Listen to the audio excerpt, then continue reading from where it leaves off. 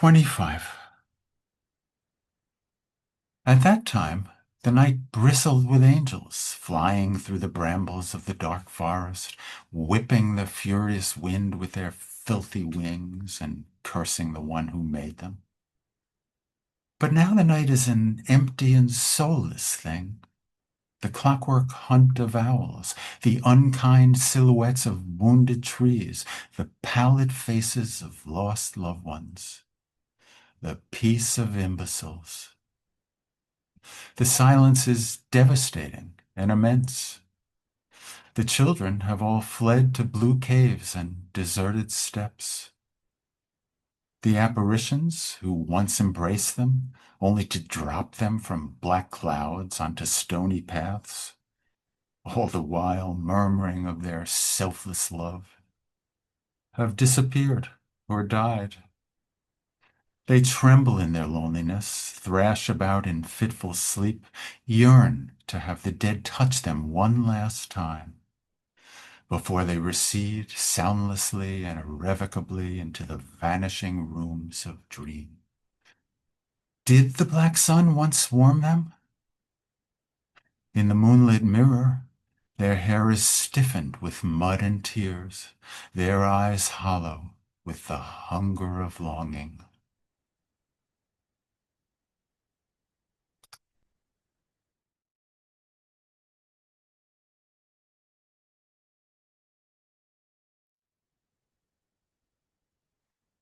"26. On a ravaged trail in a stony mountain pass, the newly resurrected meet, they clutch desperately at one another, their milk-white flesh shimmering in the blood-red sun. At the foot of the orphan's pale green bed, the cadaverous crone waits, cruel and impassive, ravenous and frozen. There are cries heard and uttered in sleep that echo through galaxies. The lamentations of unwilling bones emerging from abandoned graveyards.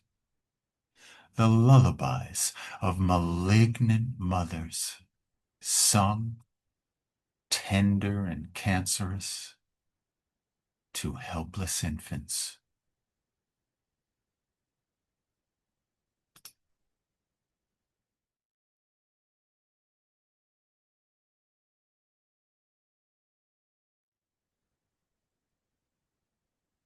"27. The cry of the abandoned cat blasts fitful sleep. It is nothing. It is your doom. The corrosive murmur of angels, mute and cruel, flightless and lost, like your soul, your body, with its throat full of silt and its ears stopped with earth. The cruel counterpoint of unheard voices choked with longing, calling from dead stars across vast spaces. We are all apparitions in the dark and silent night, deaf, singing, and consumed with loneliness. The road home is shrouded in mists of wishing. The terrifying peal of bells, the moans of the heavenly choir. The world is an appalling mistake."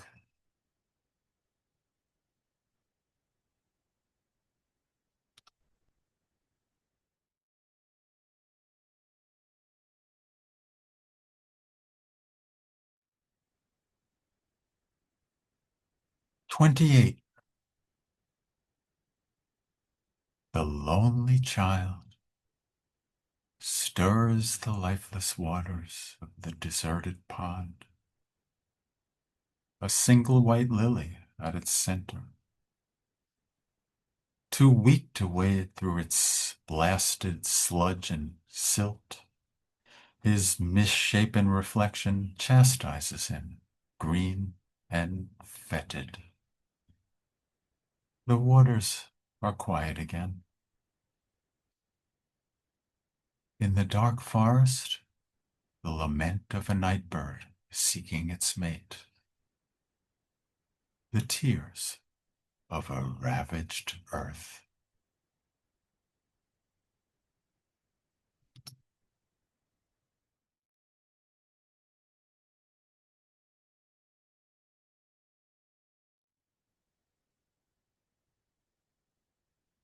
29. She murmurs to me from a half-lit world, the life seeping from her body. Her soul would wrench itself free, hover in cloistered crevices of vaulted cathedral ceilings. Wounds which pierce the heart do not touch the spirit. Her lips are wet and inviting, her eyes fast closing in ecstatic stillness. The rapture of saints, the torrents of blood. Mindless, ravenous purple blood gushing through the smug streets of the deserted city. She has become the most delicate and fragrant of songs, intoned by phantoms who ride free on the icy winds of stars. Lean your silvery forehead down to kiss my ravaged brow. Whisper your ecstatic grave song in my famished ear this one last time. Take me, ravish me, smother me. Oh, my love.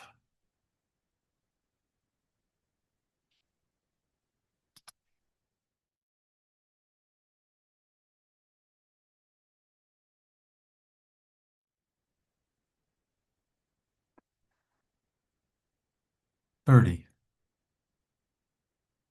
Deepest night. Angels sing dark songs of ecstasy. Leaves shiver restlessly, quickened by the silvery wind. You stand before me with your tear-drenched eyes and blood-red lips, as you have stood before me always, before the moon ripped itself free from the belly of the earth to glisten through your shimmering and luminous spirit. We had become one another, wolves coupling, savage and eternal, our red blood mingling and streaming towards heaven. We, who were never born, can never die. God is here with us, singing. The earth is still, listening, trembling. The pitiless offertory of unending anguish and rapture. Oh, sweet and milky madness, let it end now, here, like this, in the tender, half-lidded blue twilight of oblivion.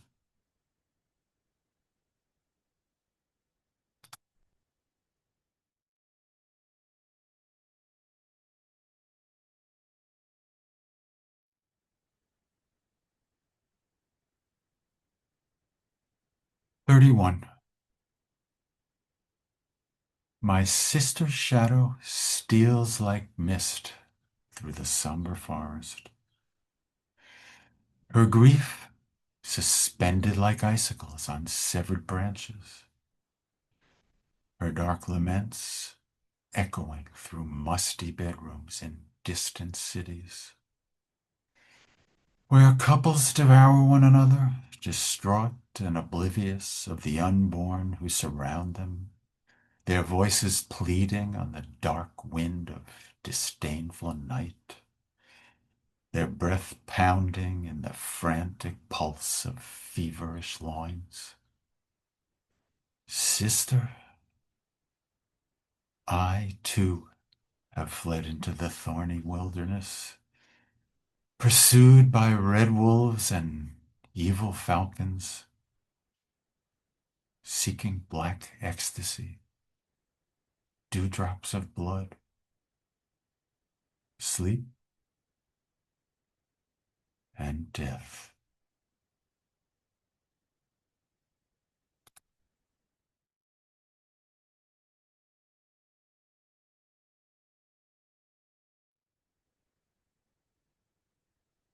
"32.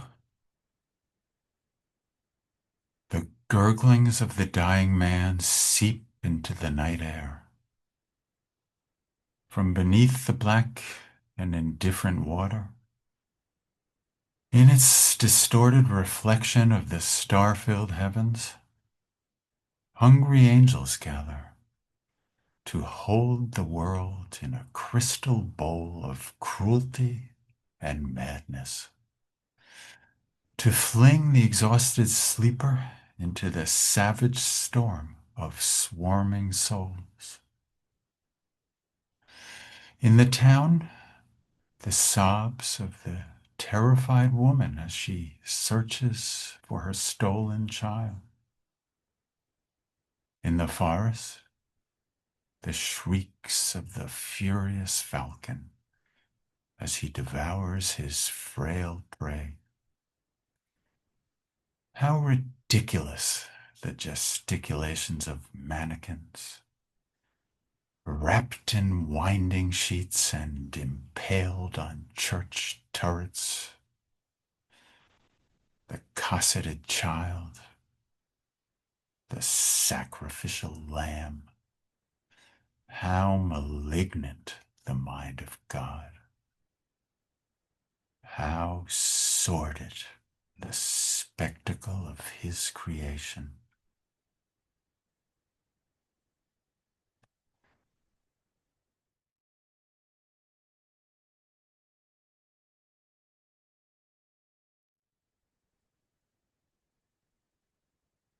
"33. In the abandoned room of childhood, under an evil canopy of blue stars, the chatter of demons wafts through the lilac breeze, through the ancient glass and decrepit walls. The terror and silence, the glazed and hooded eyes of mute faces buried in musty books, the emaciated retchings of the cadaverous mother. No one had ever been kind to him. Full to bursting with hate, lust, and dread, the wish to violate every reflection and creature, the bellyache of the soul's eternal hunger, the perpetual prayer for peace. Had the wraith not whispered her wish to him, hissed it in his famished ear, with her wet lips and purple tongue, again and again?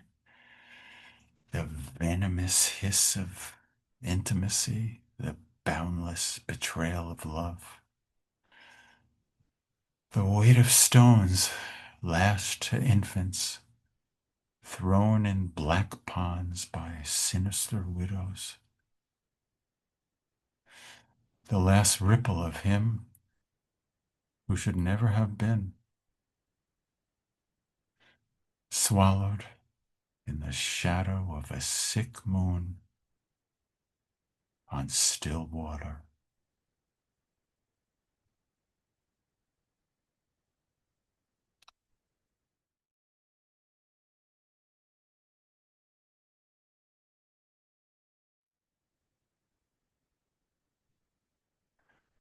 "34. His mother's dark figure blackens the doorway, spiteful and unyielding. Grieving women with distant voices and waxen faces bear him through warm forests, with measured steps. In the smothered sanctuary of dream, swarms of savage men pursue him through crippling labyrinths of filth and fear deep within the earth, in heaven's sepulchral sideshow. The ravaged flesh of whores is spun in viscous webs of violent deceit, thrust, cursed and unwilling, from the rancid womb into the blinding glare of anguish and lust. The frigid tomb of childhood, engulfed in the mirror's unholy flame. Legless, feverish, and damned, his phantom sobs and pleads with God to let him die.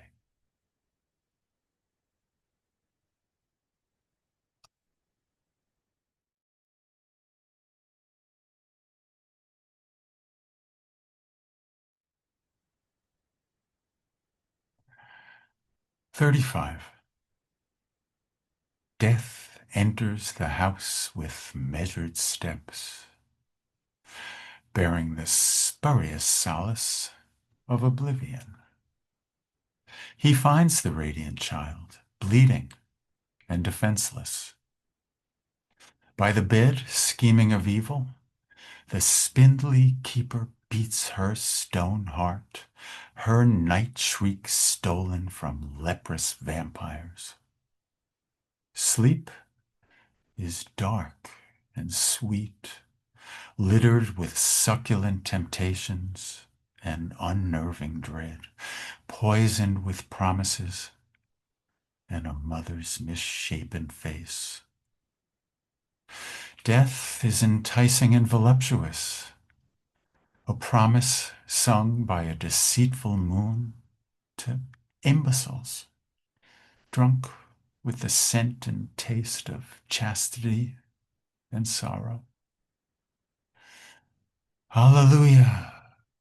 We are damned, all of us, with our gushing blood and blasted hearts, numb with the pealing of bells struck by savage angels in dark clouds. We strut and scurry, prattle and pray, while famished sirens with ravaged eyes gnash their poisoned maws in the cruelly whistling wind, await their appalling banquet. The guiltless, the helpless, the damned.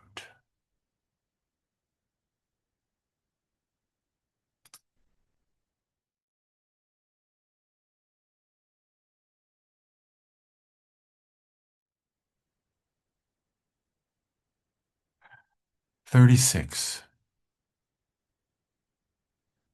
In the quiet house, the dead mother serves bleeding bread to ungrateful corpses.